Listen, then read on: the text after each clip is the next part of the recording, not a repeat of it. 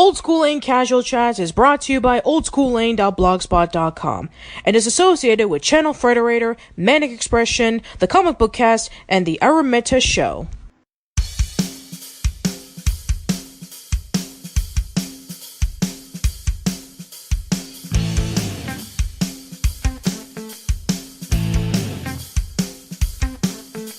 Open up your eyes, take a look at me. Get the picture fixed in your memories. I'm driven by the rhythm like the beat of a heart, and now I won't stop until I start to stand out. To stand out.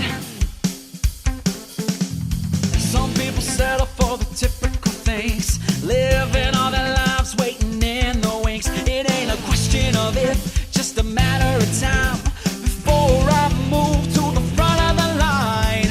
I know you're watching every move that I make.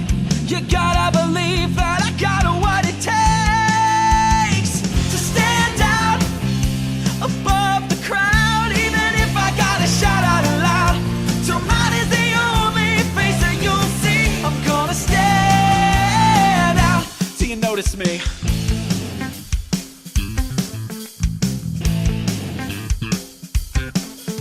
If the squeaky wheels always get in the grease, I'm totally devoted to disturbing the peace. And I'll do it all again when I get it done, until I become your number one. No method to the madness and no means of escape. Gonna break every rule and bend them all out of shape. It ain't a question of how, just a matter of when. You get the message that I'm trying to send. I'm under your spell, I'm in over my head. I know I'm going all of the way till the end. To stand out above the crowd, even if I gotta shout out loud. So mine is the only face that you'll see. I'm gonna stand out till you notice me. Hello everyone, welcome to a new episode of Casual Chats. I am Patricia and I am here with very special guests. I am here once again with Arun Mehta from the Arun Mehta Show. Welcome back, Arun. Hey everybody. Eli, aka the Hero of Tomorrow. Welcome, Eli. Good to be back. Jim Bevan. Welcome back, Jim. I kid you not, Patty. He turns himself into a pickle. He's called Pickle Rick. Funniest shit I've ever seen. Oh my god. I had to jump on the meme. I had to. Thank you. And then finally, last but certainly not least, we have ourselves a very special guest. You may know his YouTube channel, ToonrificTariq. So we have the man himself. So welcome, Tariq. Hey, thank you. Thank you for having me. So today we're going to be discussing about both a goofy movie and an extremely goofy movie. The first movie is going to be celebrating its 25th anniversary this coming week. Not to mention that the 20th anniversary of extremely goofy movie happened back in leap year, which, you know, kind of hard. The last time that we had a leap year was like a few years ago. So it's kind of perfect since, you know, 2020 just so happens to be a leap year and extremely goofy movie came out on a leap year. So I'm actually curious from any of, from everybody here, how did you first get introduced to a Goofy movie? So the Goofy movie kind of came in a very weird way, really. I was just sitting around watching Saturday morning cartoons, and all of a sudden there was this I thought it was just going to be an advertisement for, something, Disney show related, but no, apparently it was a Goofy movie, and so Goofy was going to finally get onto the mainstream, on the main screen after spending most of my time kind of like entertaining me in the shorts and entertaining me in the in like Christmas specials and stuff like that. So and also, if you remember, there was also the sing-along song videotapes as well. And so I remember him quite significantly from them. And I was just thinking, oh wow, okay, they're going to build a story around this guy. Like after years of just kind of like just being a guy doing kind of like slapstick comedy routines this entire time. So I thought, hey, this should be good. To be honest, when I first saw it, it was kind of like I couldn't remember all that much about it, probably because I was probably pretty young at the time, maybe, or something like that. I don't know, but I just remember it just kind of came and went really. And then after that, there was an extremely goofy movie that was on the Disney Channel multiple times, and that was just kind of like my introduction really to the main Goofy movie franchise. And so I would say that it was must have been somewhat successful, because here we are, all of us talking about it today. My brother and I, we were fans of the Goof Troop series when it came on. You know, we were young. We pretty much watched whatever was on, and we found it enjoyable. So when they announced that the Goofy movie, we asked our parents to take us to see it, and they obliged. And we found, and it was definitely not what we expected, but it was really enjoyable. And I think it's managed to hold onto the public, to my memory, and the memories of most people in the public longer than the show did, because it had a little more heart than the series, at least from my perspective. Mm-hmm. Pretty sure the first time I saw any kind of advertisement for this movie was on one of the mini Disney VHS tapes that came out, which, because I was a kid who liked animation, I was renting a lot of animated movies, so I ended up seeing an ad for that. I don't think I got to see it when it was in theaters, but I did see it when it came out on video. So I was pretty much there on the day of when the sequel came out, because I really ended up enjoying the movie, because I was a fan of Goof Troop as well, though honestly, I still think the movie has stuck with me longer than the show has. Yeah. It's kind of weird. Like, I can't even pinpoint the first time I saw it. I just know it's one of those things for me that was always around. I remember middle school, I think, is when I started to call it my favorite animated film, and then I really loved the way that it looked and the way that it was animated. So we had DVR, so I would pause and kind of fast forward to see how they animated certain things, and I would try to do it myself. And just rewatching it today, it kind of showed me just how much the movie meant to me, that I kind of almost forgot about, really. It's always kind of been around, and the second one too, but more so the first one. It's one of those things that I've always kind of been connected to somehow. Yeah. I would have to say something similar to Eli, in which I actually didn't see this movie in theaters. I did see the movie when it came out on VHS. I think that, I'm kind of similar to both Eli and Jim, that I did grow up with Goof Troop as well, because I was a huge fan of the Disney Afternoon block, alongside with Tailspin and Darkwing Duck and Gargoyles and such. So I was actually intrigued about how Goof Troop was gonna how Goof Troop was gonna be adapted into a film. It's oh man, it's we're gonna see the crazy adventures of Goofy and Max with PJ and Peg and Pistol and Pete and all that stuff. And I was but then when I saw it, I was I was taken by surprise about how somewhat different it was. So yeah, I remember watching a extremely goofy movie as well, because I remember that there was advertisements for it in one of the Disney VHS tapes, and I was I'm familiar with this as well. And I must have been almost in middle school when when Extremely Goofy movie was out, and I remember the skateboarding phase was hugely popular amongst my peers. Everybody was into the Tony Hawk, and people were playing through the Tony Hawk Pro Skater games, and I guess it kind of makes sense about where the direction was going in terms of that movie. So I think that there's an interesting history behind this. So the Goofy movie was done by Kevin Lima, who also worked on Tarzan and Enchanted, and apparently it was based off of Jeffrey Katzenberg and his daughter when they went on a road trip together and they started bonding with each other. And Kevin Lima came up with the idea of writing a story based off of Goofy and Max, having a father-son trip together, because he wanted to flesh out Goofy more than just a one-dimensional character who was known for slapstick. And so it's actually interesting, because when the movie came out, critics didn't like this movie. They said it was incredibly bland, and Goofy was not the same Goofy as he was in the original shorts from the 40s. And the one thing that actually did kind of make me shocked when I saw the reviews of it was that they said that the soundtrack was instantly forgettable.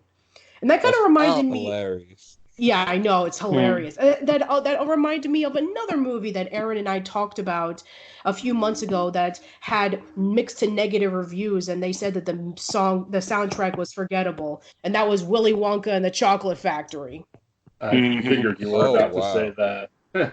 Yeah, it's I just don't get that criticism. oh no, a character is different than how he was portrayed 50 years ago. This is a bad thing. I know, right? I mean, I guess... a new spin on a character, like, you know, what a shock, you know? How dare you try and flesh out a character who was one note in the 1940s? When they promoted this, was it promoted like a Goof Troop movie, or was it just goofy? I mean, I guess kind of both. I mean, more people were probably familiar with Goof Troop at that point because, you know, it was 1995. Goof Troop was around for like 2 or 3 years. So I guess that was kind of like the newest thing that Goofy was in at the time, because before this, you know, Goofy was known for being in those shorts. And, you know, this was like one of the first times in which Bill Farmer was the voice of Goofy, because before this, you know, Pinto was the previous voice of Goofy. And then afterwards, a few others. I will be honest with everybody here, because I think that a Goofy movie I wasn't really into Goof Troop like at the very beginning. I would say a Goofy movie got me into Goof Troop before, you know, so I kind of went in through the other way around, to be honest. I understand that. Yeah. Since you're talking about Bill Farmer and this being his like real ascendance into the modern Goofy voice. On the subject of voices, I also have to ask, who, when they went to see this movie, had the first reaction? What happened to Max's voice? Well, I mean, here's the thing. Dana Hill, who was the voice of Max from Goof Troop, she had already passed away with, you know, a diabetic stroke. So I thought she died after the movie. I didn't know about that. Yeah, I think she died I think she died, what was it, like 94, or I think like roughly around that same time. So I think that probably they had no other choice but to change it. And I think that because Kevin Lima was going in a different direction with, you know, Goofy and Max, I think that maybe changing him a little bit older maybe would have been you know, the decision that he probably had. Because, I mean, like, I'm sure Dana Hill probably would have portrayed Max a little bit older because she's done that before. But, yeah, I think that unfortunate circumstances kind of, like, changed the direction. How long was it? How long was the, you know, before the Goofy movie went into production, how long was it after she died? Like, you know, was it, because I'm not too sure if it ended up being like a last minute decision they had to make, or if it was something else. Or... Well, I mean, I know, okay, well, I was wrong. She died a year later, but she was very sick. She was suffering from type 1 diabetes. So I take it that she wasn't very well. I mean, from what I've understood in like interviews from Talking Toons, like, you know, she died unexpectedly. So I take it that maybe she wasn't well enough to portray as Max. Who knows? I do understand it, because this is supposed to be about Max in high school, so his voice changed. It doesn't really work thematically if he was any younger than like what he is. Yeah, and Goof Troop, he's like, what, like 7 or 8 years old? Yeah. And in a Goofy movie, he's like probably 14. So I think that for the most part, you know, you have, you know, the same voice actors from Goof Troop. You know, you have Jim Cummings, who's Pete, and Rob Paulson, who's PJ. Although, you know, Peg and Pistol are not in it. Right. I think that probably they removed them because maybe they wanted to, like, flesh out, you know, the father-son thing, you know, kind of like a juxtaposition between with Goofy and Max and PJ and Pete. So maybe they needed to remove, you know, Pistol and Peg into the limelight, which, you know, kind of disappointing, I know. But I think that it kind of works here. Well, I always kind of interpreted it as just like Peg got fed up with Pete's bullshit and just divorced him. Yeah. I will say, on the note of mentioning Bill Farmer, did you know that originally they were going to have Steve Martin play Goofy? I heard about that, yeah. But the other actors basically were just like, no, I'm not doing it if that happens. I've got a lot of time for Steve Martin, but to portray, like, you know, to take over from somebody else, you know, and just be kind of like just sandwiched in just for the sake of it, like, you know, yeah, there's some lines you just don't cross. I mean, I'll put up with Steve Martin in various other roles, but not here, please. Yeah, If you haven't seen Lindsay Ellis's video on Aladdin and Robin Williams, you really should, because it echoes a point that I've been making a lot. Because that was clearly the Steve Martin thing was clearly a stunt casting decision to put butts in seats because he's a recognizable actor. But as a result of the other actors saying, no, we're not going to do it unless Bill is Goofy. And this is one of those few movies that actually was released without a huge big name actor in it, unless you count Pauly Shore. Yeah, I was just gonna say Pauly Shore. Yeah, but I mean, do you really think about it? Like all the other movies that were in the Disney Renaissance era at the time, you had, you had The Little Mermaid, you had Aladdin, you had Beauty and the Beast. Yeah, there were some like side characters who were played by big time actors and actresses, but no, none of the main leads were kind of like known people at that time, were they? Or am I wrong? Let's see. I guess we could say for like Buddy Hackett for, Little Mermaid, or Robin Williams for the Genie, or maybe Robbie Benson, especially for 80s, fans, because he was a massive heartthrob back in the day. Robin Williams wasn't necessarily like actually I'll lie, he wasn't massive self Aladdin, wasn't he? But the Genie was like just one of of the cast of characters. Like obviously the main character, the title character obviously was Aladdin, who was played by someone who we didn't know all that well too much about. But it's so I can see the logic of like saying, well, hey Disney, why is it that all these other movies don't get these? Obviously they have Robin Williams, obviously they have all these other ones, but we don't need it here, and you don't need the other films that you've produced. Why do you need it now? Just bring in Bill. He knows what he's doing. It's kind of funny because, very, very rarely do like major voice actors portray in theatrical movies. They have to, there's this, especially, with the mindset of Jeffrey Katzenberg. It's like, we need to bring celebrities into this, into like the main limelight so that we can be able to have the parents bring their kids along. A mindset that he would carry when he went over to DreamWorks. Oh, yes.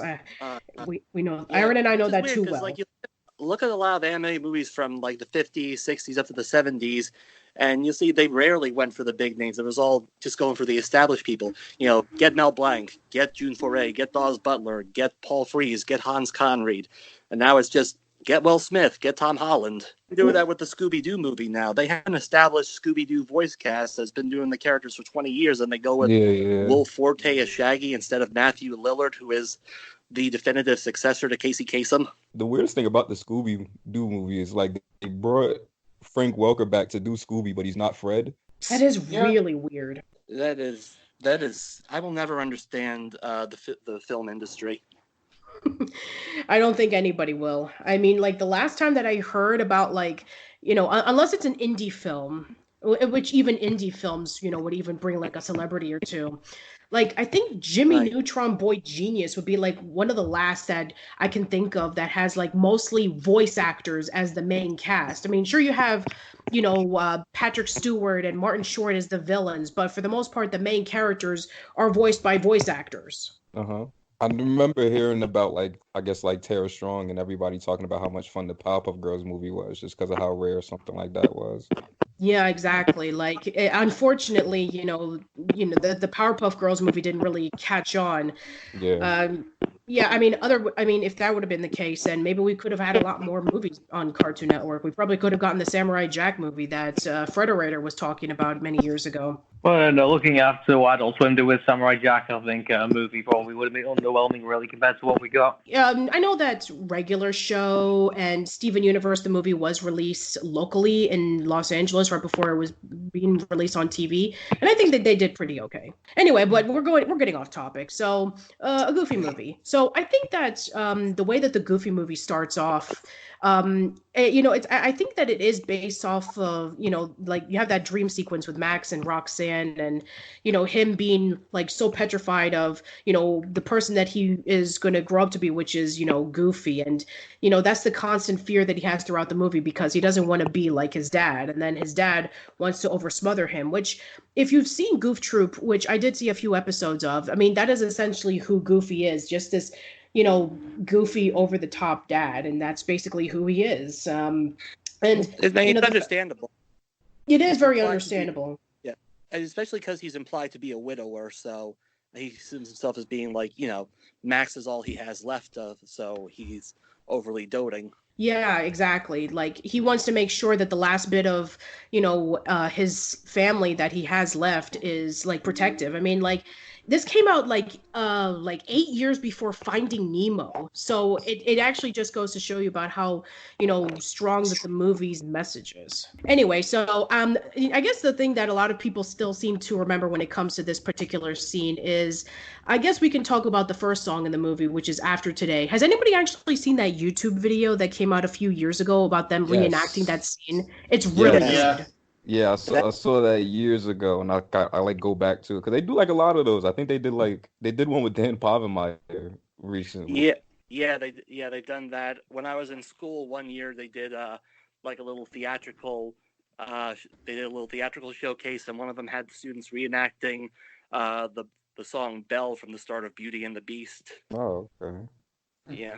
Most of the reenactments I've seen in high school things seem to be around like a Dragon Ball Z or something like that, so I would have liked to have seen that if, once we're after we're done with this, I will go back to YouTube and go look for it, but I've not seen that yet, to be honest with you, so, yeah. There is one thing that I want to go back to before we return to After Today. That bit with the opening dream sequence. Can we talk about how terrifying that transformation bit was? It's basically sort of plays like a werewolf movie, kind of. Because what I compare it to? The opening scene in Michael Jackson's Thriller, that music video. I compare it to that, and so it's kind of like because I was listening to that, and she runs off, and I was just joking with Patricia, just saying, this is Thriller night. Because I saw this when I was a young kid, and that sequence that sequence did terrify me because it was very effective as a nightmare sequence. Because you have Max and Roxanne playing in this idyllic field together, laughing and getting along, and then suddenly everything goes dark and he starts turning into Goofy. It's just like forcibly his ears extend, his teeth get bigger, and he just grows huge like some kind of monster. But instead of howling, he just does the Goofy holler. Like I've said, this movie has just kind of been one of those things that's like always been around for me. So I didn't really realize just like how insane the scene was until I had to sit back and think about it while I was watching it today. Well, it really got effective when like his hand started growing. And, like the fingers started pointing. Like, oh, that shot is insane. Yeah, but it's if anything, it's kind of like it's a normal kind of like reaction, like kind of a normal fear that kids at that time, kids at that age kind of like dreaded becoming. I'm sure some. I mean, I like the fact that I kind of like feel like I have the mannerisms of both my parents, but at one point when I was in my teenage years, when I was 13, 14 years old, I was kind of scared of becoming them. So it was. It's a fear that some kids are kind of afraid of having until exactly. later grow up to later understand it. Yeah, the metaphor is extremely obvious because he's terrified of turning into his dad, but in that moment, it's presented very effectively. Yeah, it is very much so.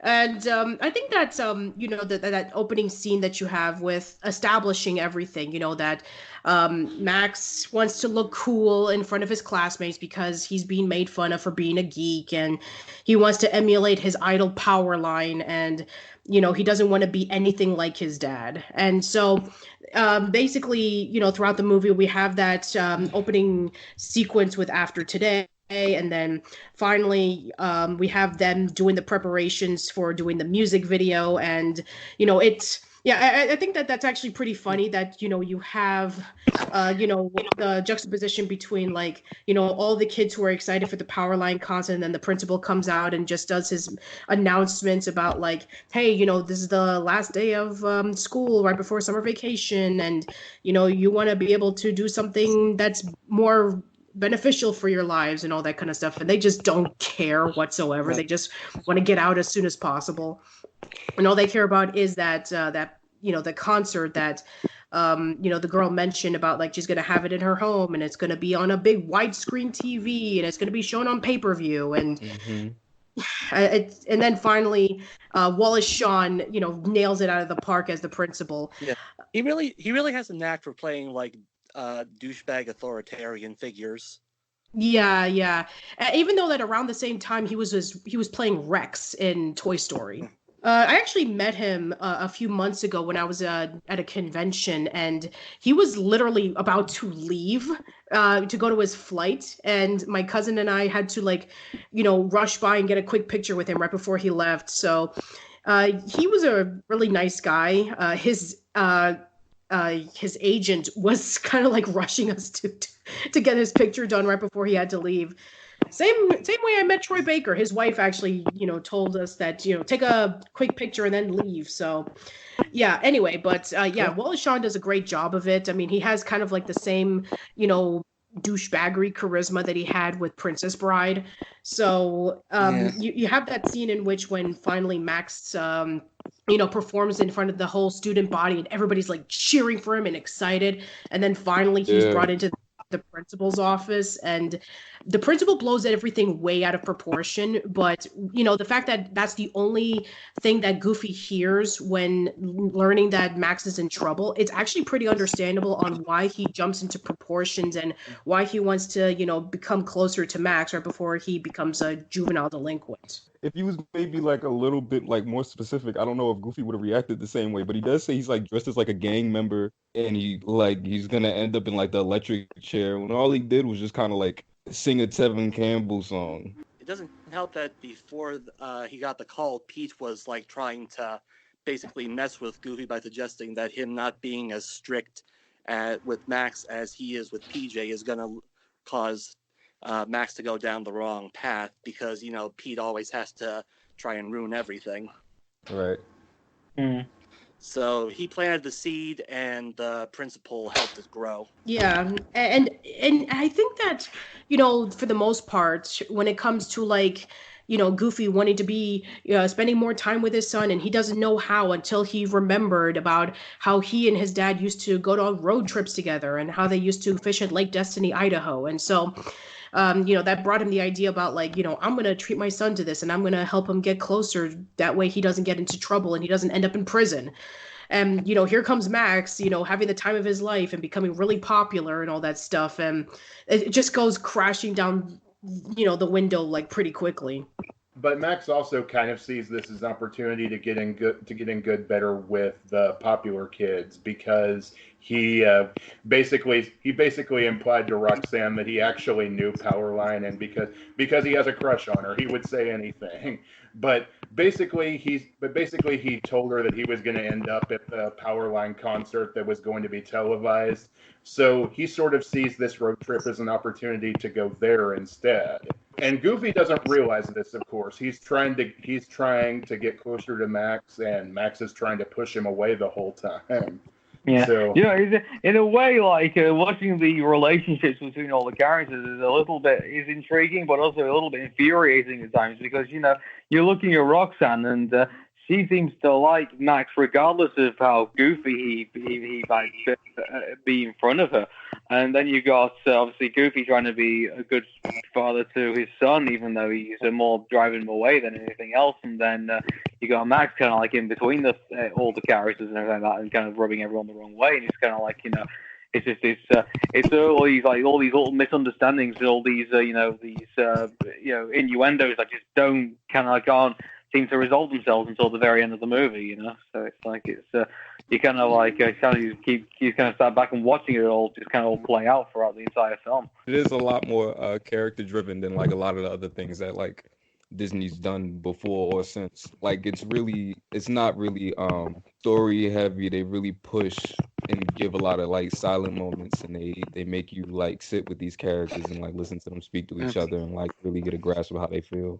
Well, there are those silent moments. There are those like build-up moments. Obviously, there's the one when Goofy realizes that Max is changed the map directions and stuff like that. So there's those types of moments as well. But yeah, I mean, I would argue that if Disney ever, me and Patricia originally saw the Finding Nemo musical over at Animal Kingdom when we went over there a couple of weeks ago. But if they ever do a musical and they're going to do something like that related, I would be surprised if they said, "Oh, hey, a Goofy movie, the musical, let's do a version of that." Like, I highly doubt they'll probably ever do it now, but if they ever did something like that, I think a Goofy movie would fit it right down to the ground. They did have Tevin Campbell perform at one of the recent D23 expos, and he still killed it. I think I remember, it was also a performance during the 20th anniversary reunion panel with Jason Marsden and Bill Farmer, and Kevin Lima was also in there as well. And they were talking about like some interesting behind the scenes stories and questions about a Goofy movie. I think it's probably on YouTube somewhere if you're interested in checking it out. I think that for the most part, when it comes to Goofy, I think I remember seeing a tweet a long time ago about this particular scene where Goofy and Max are in the car, and it's like this mindset. It's like when you're a kid, you're thinking, "Oh, come on, Goofy, take Max to the concert," but when you're adult, you're thinking, "Oh, come on, Max, let your dad take you to the fishing trip." Yeah, you really are. The funny thing is, you mentioned Jim Cummings earlier. He said that one of his favorite scenes ever to do as Pete was that scene where Goofy and Pete sort of confront each other while they're in the hotel hot tub together. I know, make your own jokes, but his name is Cummings for a reason. Oh, come on! Yikes. He said, "Make your own jokes." I had to take the opportunity. Fair enough. But basically, he tells them, "Hey, if you think your son trusts you so much, then why is he lying to you?" And that's the bit that inspires Goofy to check the map, and that's really what makes things come to a head near the end of the movie. That's such a good scene. Like I don't remember it being executed like as good as it was, and how like Bill Farmer's performance as Goofy, he kind of like shuts down once he hears Pete say that, like, "Yo, your kid, he like changed the map." Like you can hear like the diction in Goofy's voice, like he kind of like shuts down a little bit because he's in such disbelief. And I love the fact that we don't see him check the map. He kind of like gets frustrated and hits the car, and the map just flies out, and you just see his reaction. You don't see him look at the map. You don't see his face when he sees that Max change the directions. It really is kind of left up for interpretation. Yeah, it's an incredibly subtle and brilliant moment. Yeah, and it's a shame that the critics didn't understand it when they first saw the movie. They just thought of it as like really boring, as opposed to like subtle presentation with a character that is known for being over the top. So you got to keep in mind as well. Like, I mean, I think the Goofy movie unfortunately came in at a time, and it came very unfortunately timed. I mean, this came out. I mean, how long was it since then? The Lion King then came out after. I came out at the same time as Toy Story. Well, yeah, I mean, like, it came out a year after The Lion King and the same year as Toy Story. I rest my case. Like, the way, I mean, can we honestly all look at that, the Goofy movie, and say it stands up to kind of like The Lion King and Toy Story? Like, it was sandwiched in very inconvenient places. Yeah, I think I can understand that, especially since the major mindset of who Goofy as a character was is like Goof Troop. That was like the newest thing at the time.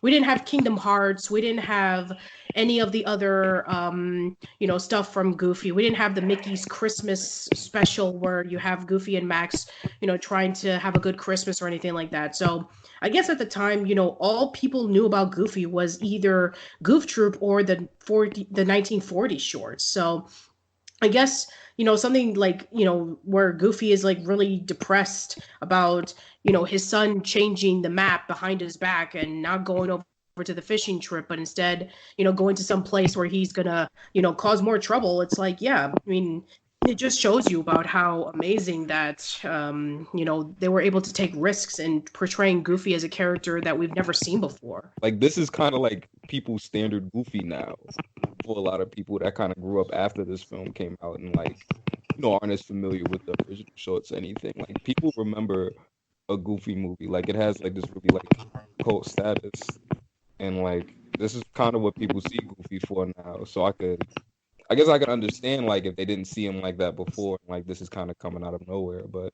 Yeah, and that's really the funny thing about this movie, and why it was probably a stumbling block for people at the time, or especially the critics, because while there is a lot of slapstick set pieces, there's Bigfoot invading their campsite, and Goofy takes Max to this Chuck E. Cheese knockoff place called Lester's Possum Park halfway through the movie. Mhm. And though it's kind of sad because that's where Pat Buttram shows up, who was one of Rob Paulson's idols, and he actually died during the production of this movie. So yeah, that was his last role. I mean, most people nowadays know him for Mr. Haney in Green Acres, or, he did a lot of voiceover for, Disney in the 70s. He was in Aristocats, Robin Hood, Fox and the Hound. So, yeah, I mean, the fact that that was his very last role right before he died is just amazing.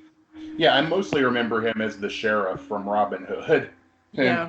But the thing is, despite all of those weird set pieces, the core conflict of this movie is surprisingly dramatic for a movie called A Goofy Movie. Because it's about a dad, at its core, a dad reconnecting with his son, even despite the generation gap, which is honestly not as massive as we thought at the time, especially during the 90s. Because there was so much of an urge for teens to be teens and try to rebel against the authority. But the thing is, that kind of connection is still important, even when you're a teenager, even though it's harder to connect with your family when you're older. Yeah, and especially if there is a girl that you like involved.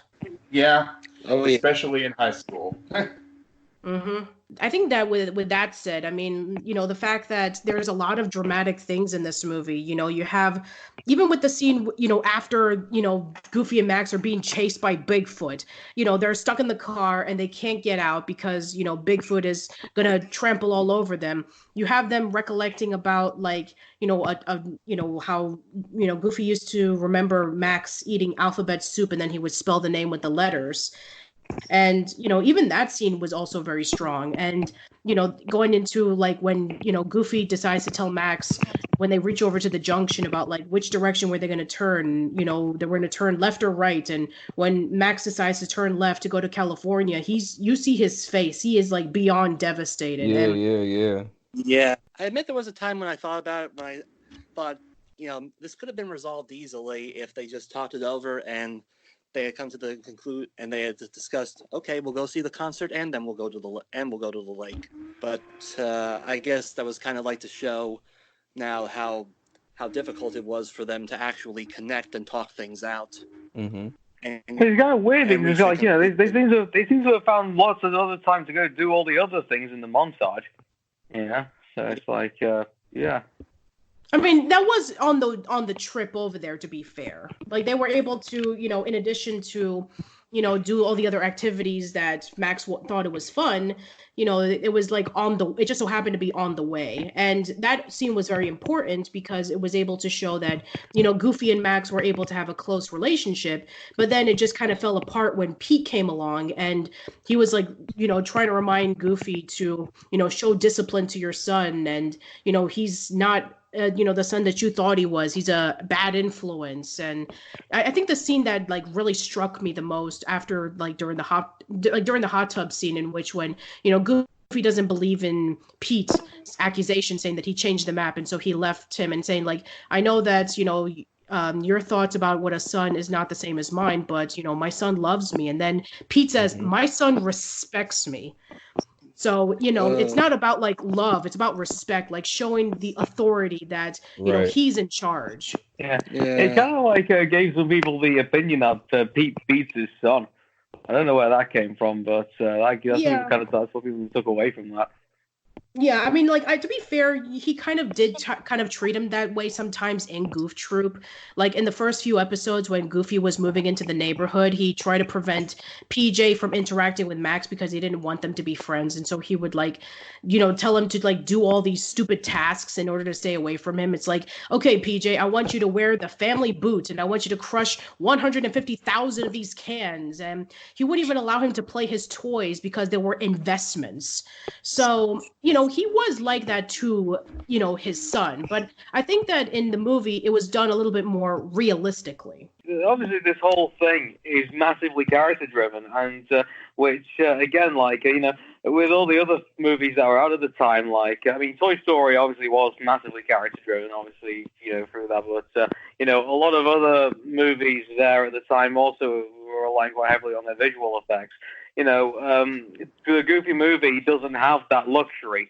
You can see how much money they could actually pour into this performance that they were putting up on the screen, and so a lot of it had to come through the voice actors themselves. And so you can probably imagine I'd be interested to actually see how long the script actually was, how big the thing actually physically was as a movie script, because I probably imagine it would probably been pretty huge. So, I don't think it was, probably because if you remember that. A Goofy movie was the second movie that was produced by Disney Toon Studios. If you remember, they were the ones responsible for the direct-to-video movies. This was after they released DuckTales, Treasure of the Lost Lamp, and they were planning on doing more theatrical movies based off of the Disney afternoon cartoons. But I think that the fact that both of the movies were like moderated hits, they weren't like gigantic, massive hits, that maybe that they didn't really like pay too much attention to the film. It's like, 95, you had Toy Story that came out, and 94 previously you had a lot, The Lion King. So I guess 95 would have been Pocahontas. And if you remember, Pocahontas was their A project and The Lion King was their B project. Right. So I don't think that, a Goofy movie was like major in their priorities as in terms of like, we're going to like market the heck out of this, because they probably would have been focusing a lot more on Pocahontas. Which is just hilarious to me nowadays.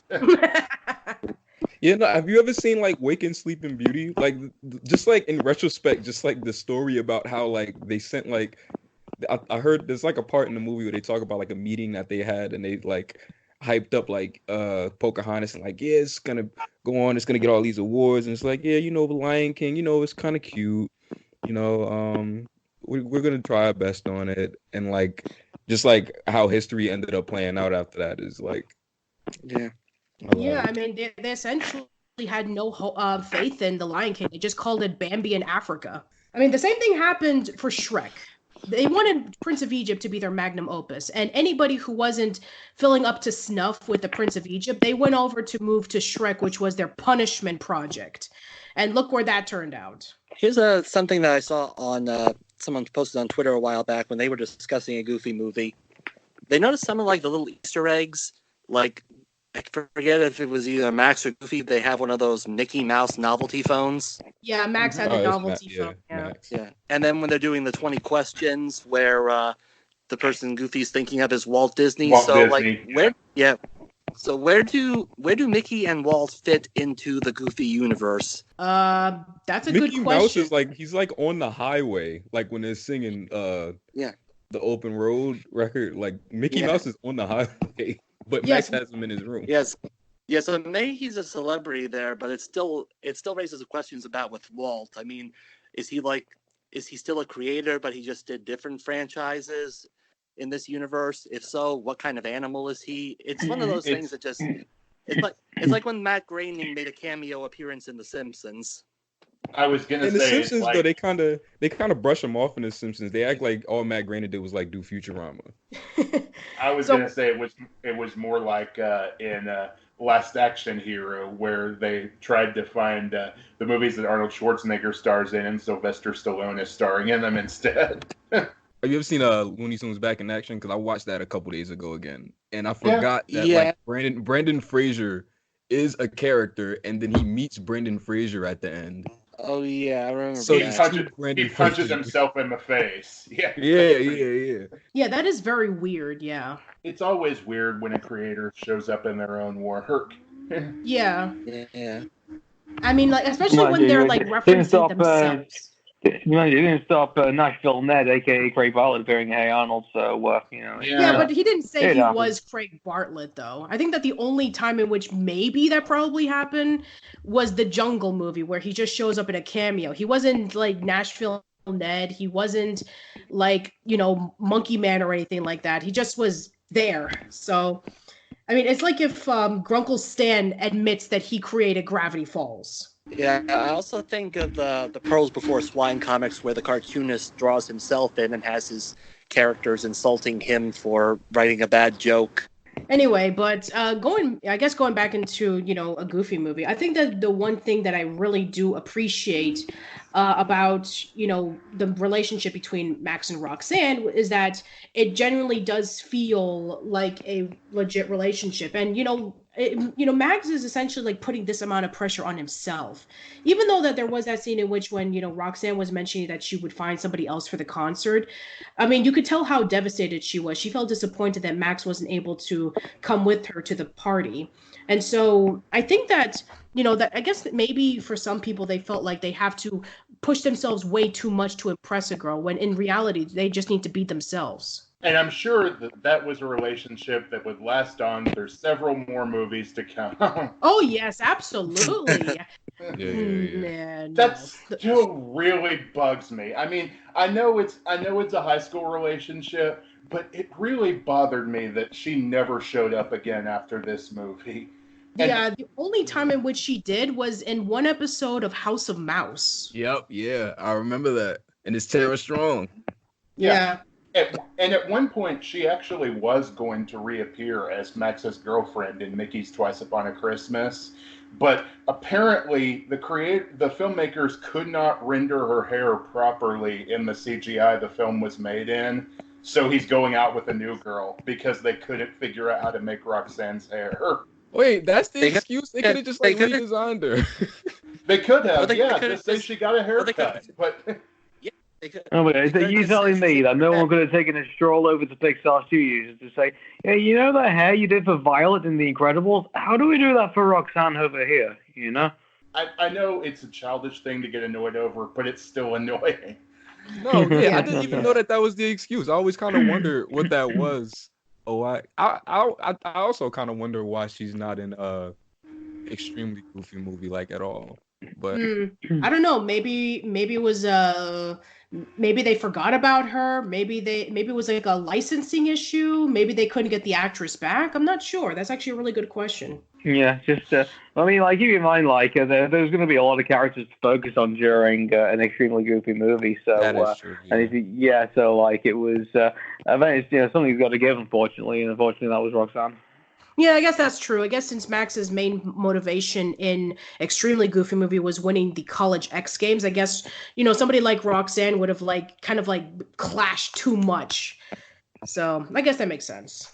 So yeah, I guess we can give our final words about a Goofy movie. So overall, I still think that this is a really well done movie. I do like the relationship between Goofy and Max. I do like the subtle performances of, the actors, and I do like the fact that it was able to take risks, especially since, the general consensus of Goofy was that, he was an over-the-top character. So they were able to change him up to the point in which, we're more familiar with the subtle Goofy as opposed to, the over-the-top Goofy from the shorts and from the Goof Troop series. It was a far more settled down movie than I think other films were at the time. I think everything else was reaching out to be kind of like that 90s blockbuster that we'll always remember, and trying to be trying to up the ante. While a Goofy movie just kind of let's just focus on the storytelling, and let's just focus on that bit of it, and let the rest all play by itself. And I think it's it keeps a certain type of charm for that. I probably imagine that, and I believe this is probably a fact. I probably imagine that a Goofy movie probably did better in the DVD and the VHS sales than they ever did in the movie theater. I will say that it is a movie that is very much of its time, not just of the whole cool kid trying to be popular mindset, but also of that final concert at the end. It very much does feel like the 80s bleeding into the 90s from the visual aesthetic. There's a lot of laser lights and neon, and Powerline is pretty much, I've heard him described as the love child of Prince and Michael Jackson. So, it was based on Bob and the Hammer as well. Yeah, but the concert is still a very memorable set piece. It's very 90s, but it's very well done. Yeah. Left an impact. I mean, hell, they sang "Stand Out" in one of the recent DuckTales episodes. Yeah, that's awesome. Oh, I didn't even know about that. Yeah, it's only a couple of seconds, but it's kind of cool. It's like, nice to have them reference that. Yeah, for sure. Yeah, no, like I said, I was like really just blown away by because I always really, really loved it, but I was just blown away by how really, really well put together it is. It's a beautiful looking movie. Like, and even just kind of thinking about it, just like watching it, I don't think we've ever gotten or will ever see again like theatrical animation like that, like taking place in places like a high school or like a motel or something like that. Just like these settings that these characters are in, like them walking around. And I know that era was like when the cap system was first invented. So like Rescuers Down Under and Beauty and the Beast were all kind of done digitally, and just seeing the animated film one that was like shot on film again is like really cool to look at too. This one I would just by rewatching it earlier, the scene where Max and Goofy are kind of arguing and they're falling into like the water. They're like the car's like jumping over like the Grand Canyon and stuff. And like the fact that one little character detail that I noticed is that while they're arguing and they're like yelling all this stuff at each other, almost like they hate each other, but like they're helping each other at the same time. Like all of their like character actions, like Max is helping Goofy on the top of the car, or like Goofy's dangling out the car, Max is helping him, and Goofy's grabbing Max and stuff like that. Like, it's so complex. It's way more complex than like Goof Troop the movie like ever needed to be. And the fact that like they cared so much I think is what made it stand the test of time, and why like people go back to it so often, and why people still talk about it a lot. Yeah, I mean, whenever that you think of, something related to Goofy, a Goofy movie is brought up a lot more than Goof Troop is. It's one of the very few times in which, like, you can be able to watch a theatrical movie based off of a TV series, and you don't have to feel completely lost about it. Like, you don't have a lot of those anymore. I mean, I can think of like maybe the Powerpuff Girls movie and maybe a handful of others, but for the most part, theatrical movies are catered to, based off of TV shows, are catered to the fans of the TV show.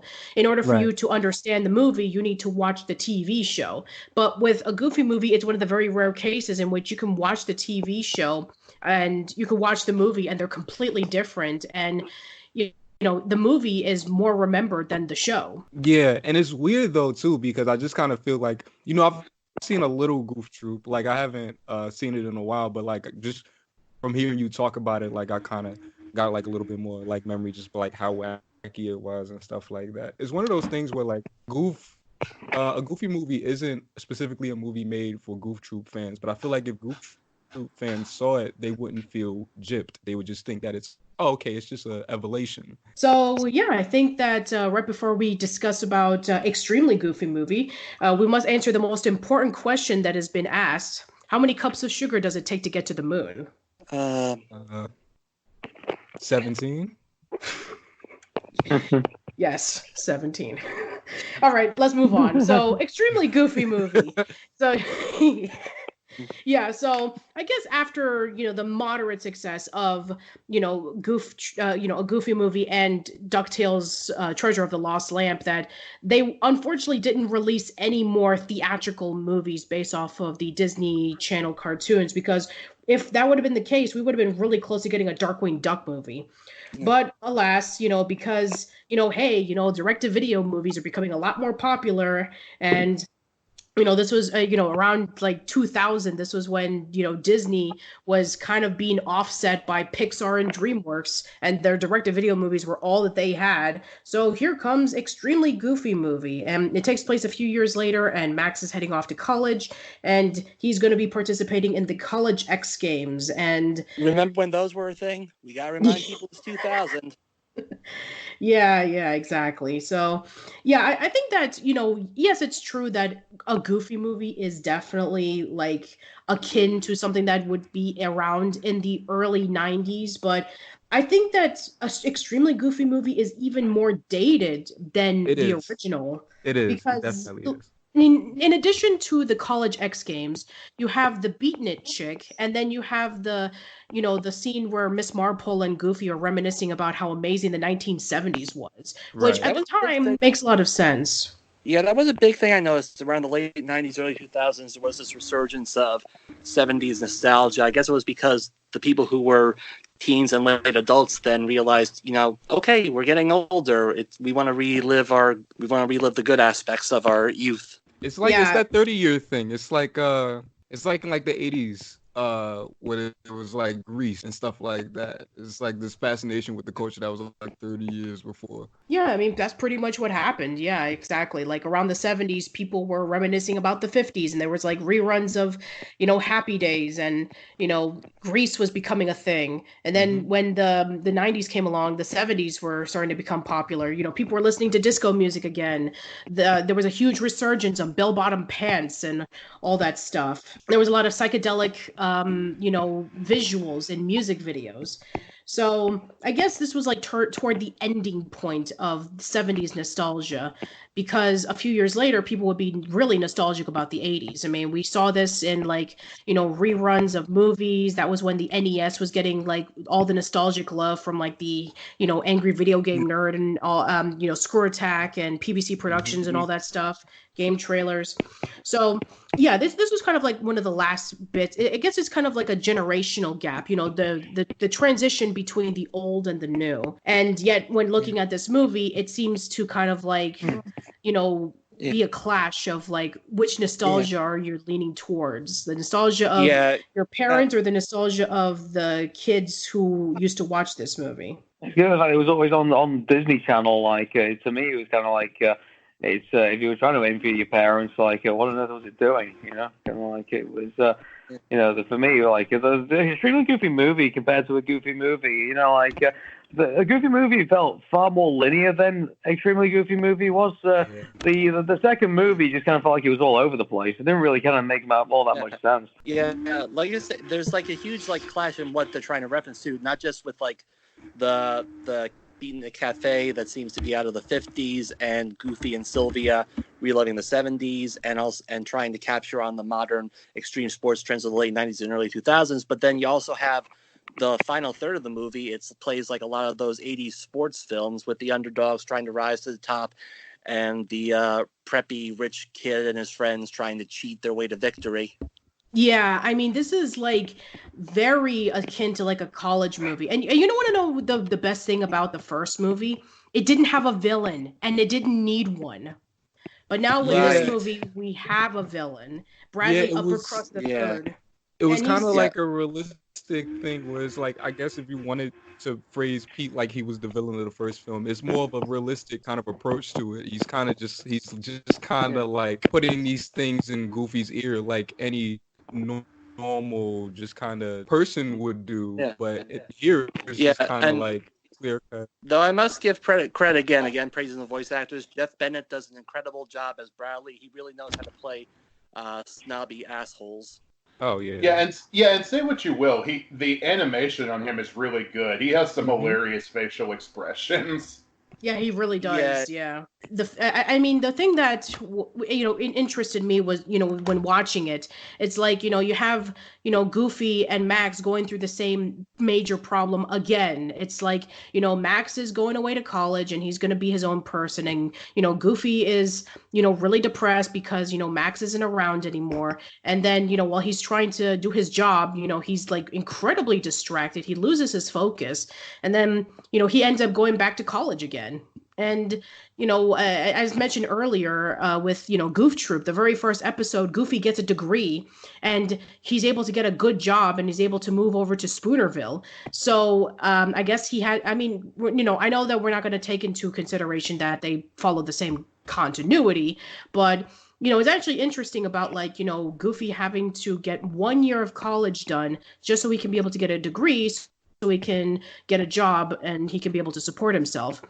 No, nope. No, it's actually interesting because, I've seen a lot of theories about like, what happened, why did he drop out of those three, that final year of college. And some people made the argument about like, maybe that's when, he got married to his wife and maybe that's when Max was born. I mean, if we were to assume that maybe Max was probably born in 1980 or something like that, and if it was 1998 or 99 when the movie came out, then he's probably at the right age that maybe, Goofy left college so he can support his wife and son. Mhm. At least that's the theory I've seen. I don't know why he, only completed 3 years of Patricia, college. are you telling me out there's probably a Goofy short somewhere out there saying pulling out never works? Sure.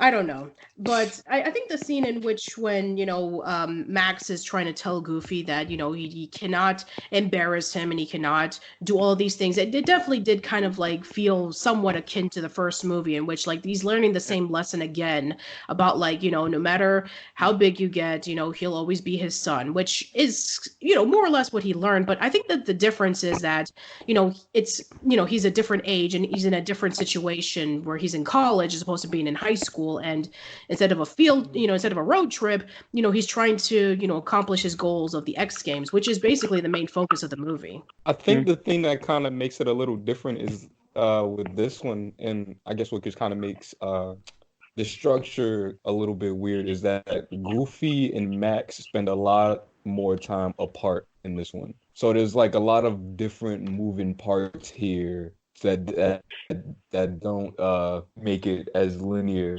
as before. And sometimes I guess it could feel like they're like treading the same ground. I do remember there's a little something that I noticed that was kind of like showed a little character growth between Max and Goofy. Is I think when Max is driving away, he says "I love you," which is like I guess would be unheard of in the first film, like before the finale or anything like that. Yeah, you're absolutely right. And I think it helps the movie to focus on them separately because, then you're not totally rehashing point for point of them needing to learn to bond together. Then you also get to see what their individual lives are like.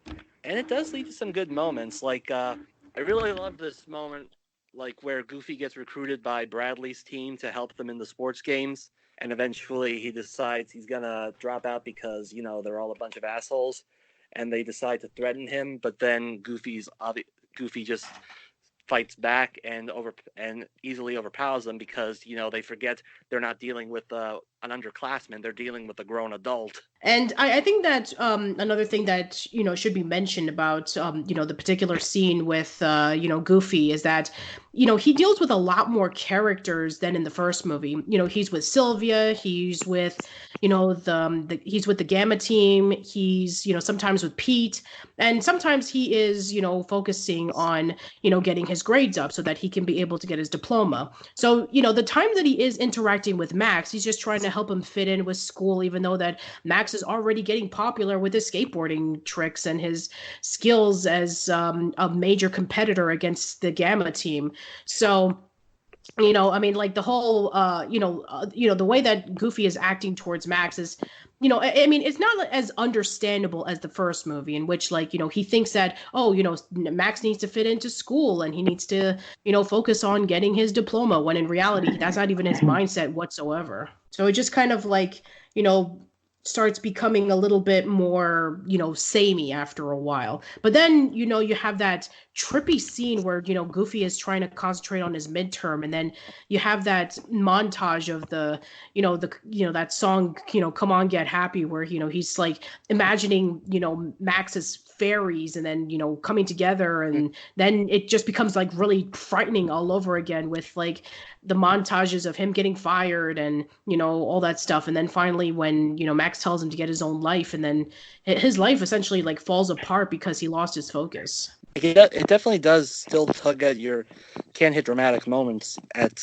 points, and I give it credit for that because it does show again, like, this is what happens with a lot of people who deal with empty nest syndrome. I guess especially single parents. Yeah, that scene where they first where Max first goes away to college, and Goofy is left there holding this really great-looking breakfast that he prepared for him. That's just, oh, my heart. Like, after all that trouble, the least you could do is eat some of his pancakes, guys. Like, yeah, why would you pass up fresh pancakes?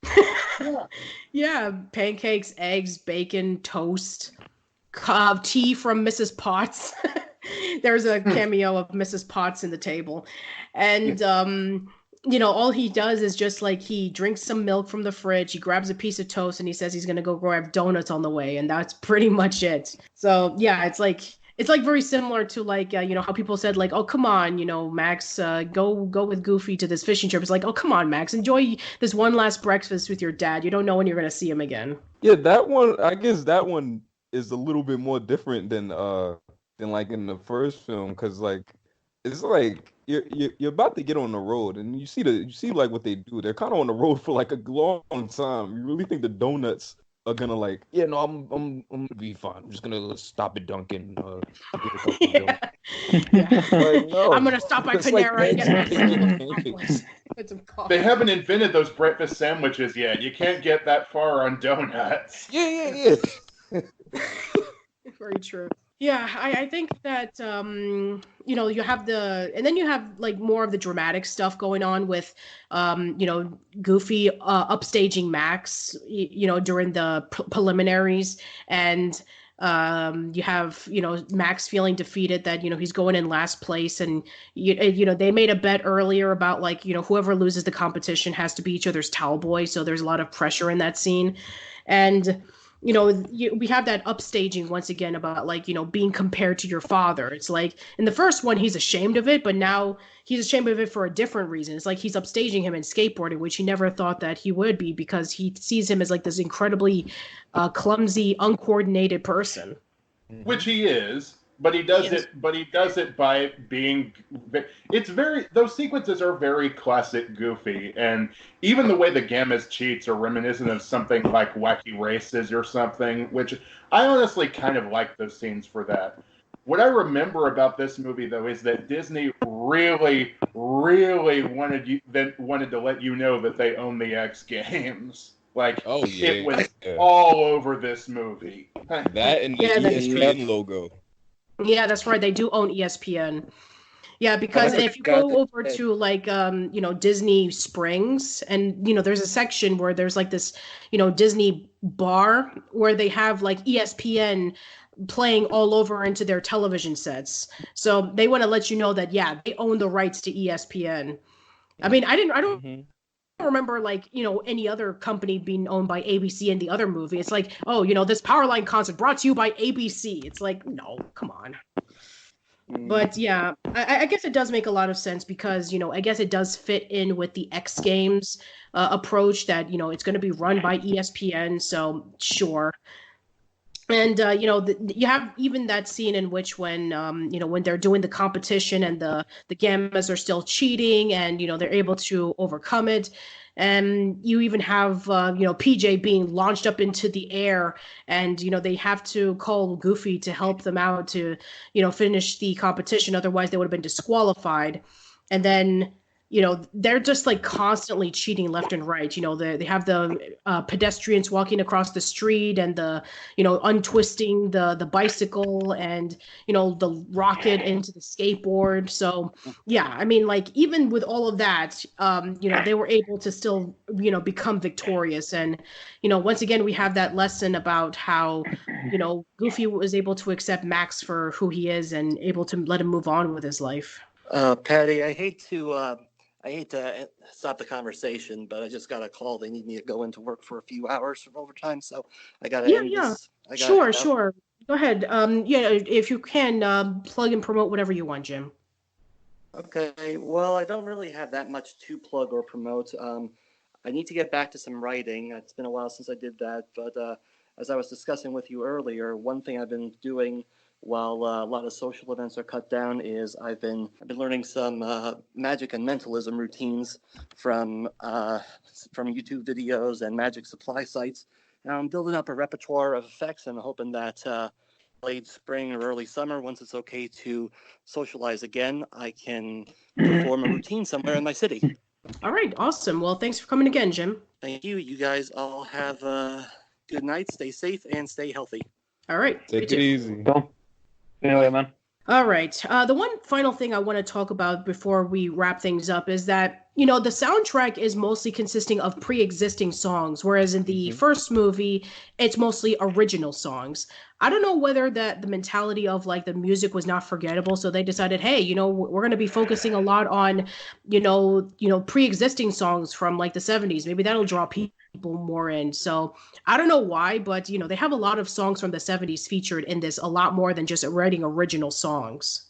Yeah, well, it's more to that Goofy is like in the picture, and then he's got his love interest as well. So like it's all wrapped around that pretty much. Say what you will about the movie's soundtrack, the Shake Your Groove Thing dance is still pretty amazing. Yeah, Now this is a great scene. Yeah, it is for sure. I think with like just like using all of those pre-existing songs kind of gives the movie its own. It gives, because it already has its own separate identity than a Goofy movie and like setting and I guess characterization. But I think even that it kind of gives us its own like tonal difference and just like the way that it's handled. The fact that the characters don't sing. Yeah, I think that is the case because, you know, it was focused in the first movie. It is focusing a lot more on like, you know, akin to what music was back then, you know, with the songs from Powerline. And then it tries to like bring in some other stuff, such as the music from, you know, Lester's Possum Park. And then you have the more dramatic stuff with Goofy and Max. So I guess here, because that the main, you know, one of the main messages or one of the main things in the movie was, you know, Goofy's relationship to Sylvia. So they're going to have a lot of songs featured from the 70s because that was where he was, you know, that was the time period that he was raised in. So I guess that is, you know, it does make a lot of sense for them to have a lot more songs from the 70s. Even the end credits has, you know, some songs from the 70s. Yeah. And just because you like brought up like the end credits, the last line of this movie. Well, no, I guess it's not the last line of the movie, but it's the last line that Max says. I think is one of my favorite last lines in like any Disney movie, where he says he is so goofy. Yes. I think it might just be a performance thing, and it might be an animation thing, but just like the way that like that whole scene is set up, I thought was really great. Yeah, I mean, like, it's a great way to kind of, like, close things off because, you know, Goofy was making a joke to Max saying, like, oh, I'm going to work here on campus and I'm going to spend more time with you. And he's like, oh, no, I'm not. I'm just going to, I'm just going to let you do your own thing.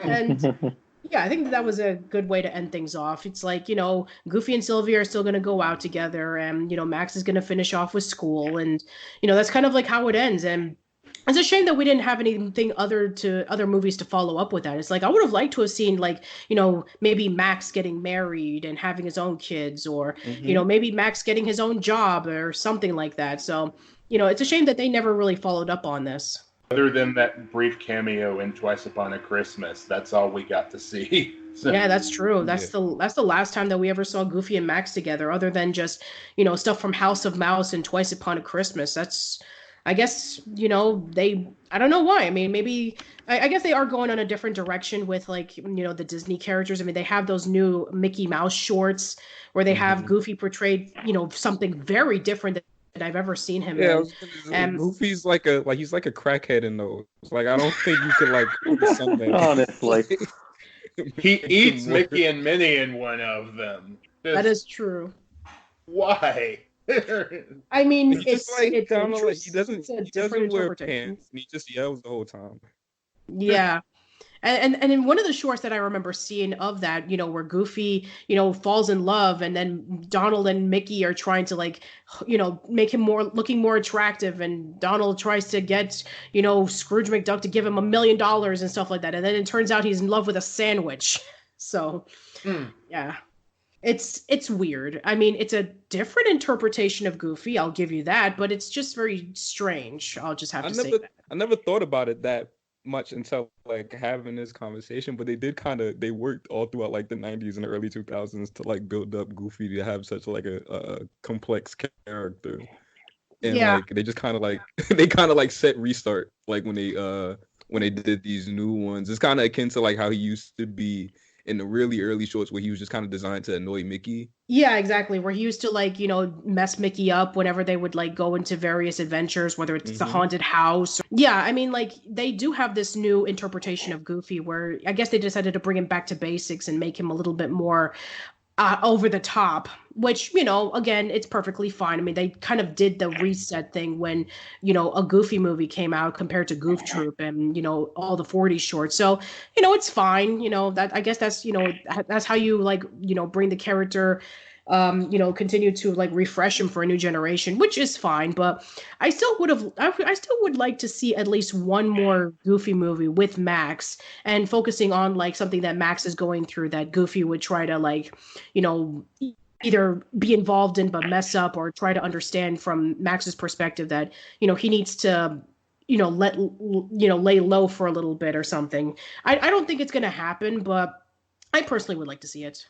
What they did with Goofy in a Goofy movie is kind of comparable to what they're doing with the cast of DuckTales with the new reboot, because they are really trying to flesh out the characters a lot more than they were in the previous show. The previous show was fine, but they're really making it a lot more character driven in the reboot. And yeah, you're right. Much like more I could so actually than the original series. You're right, because I could actually tell the difference between Huey, Dewey, and Louie for once. Yeah. Like even in the original shorts, like whenever they pestered Donald Duck, I could never tell them apart because they sounded the same, they even dressed the same, they look the same. And I guess a bit with DuckTales, I could sometimes tell them apart, but not all the time.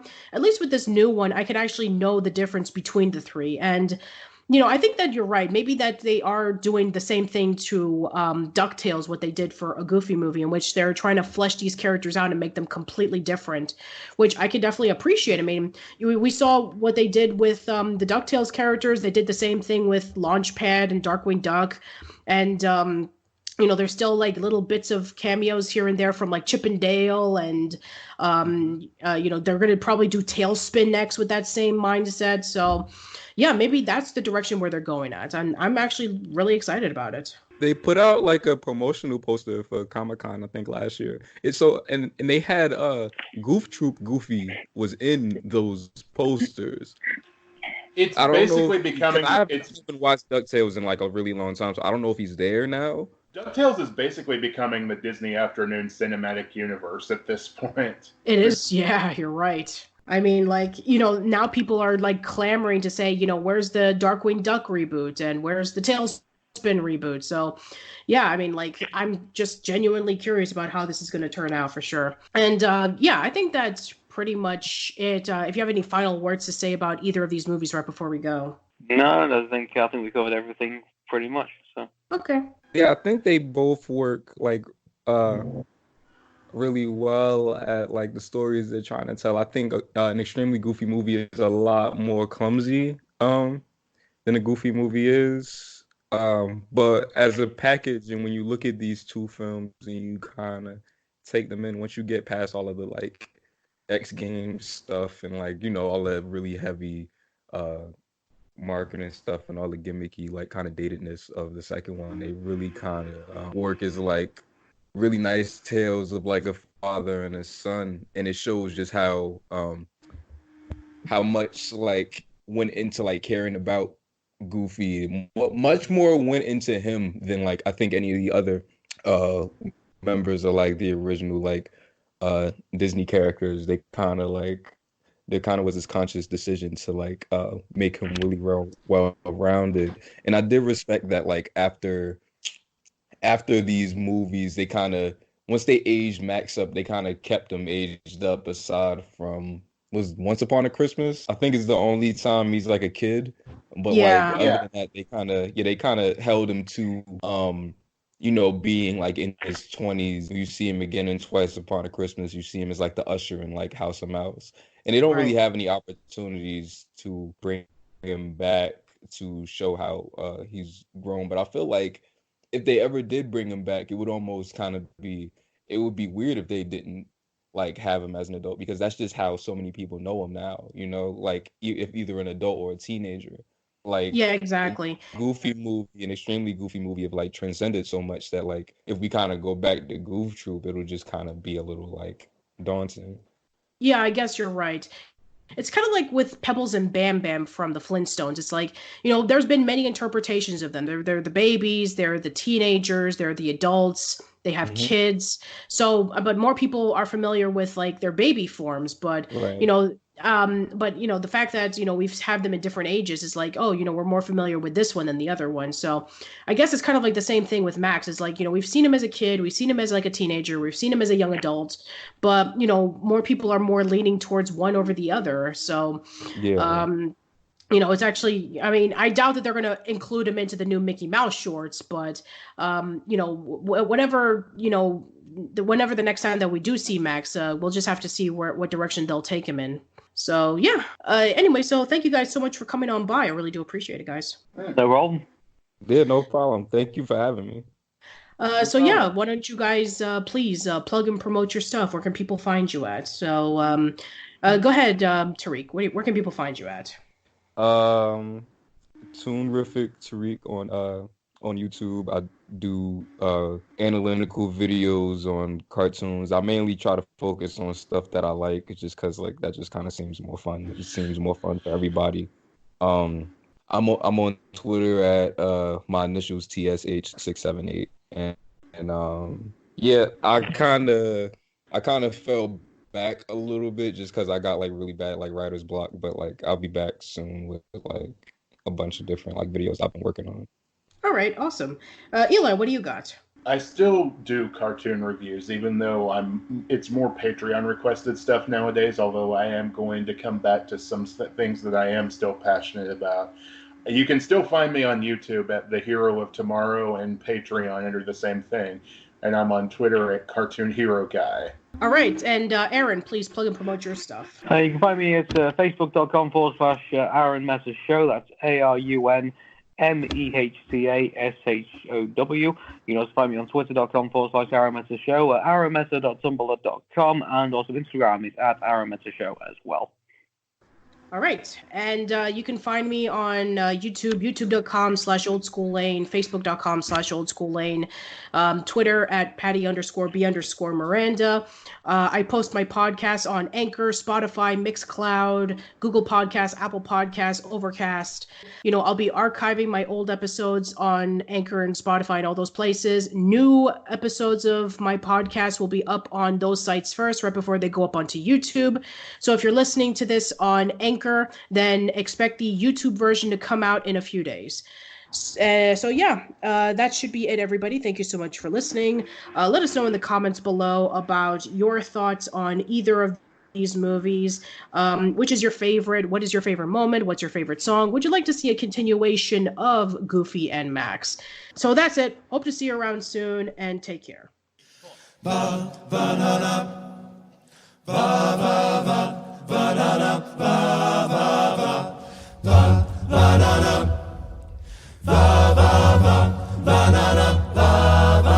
Ooh, yeah.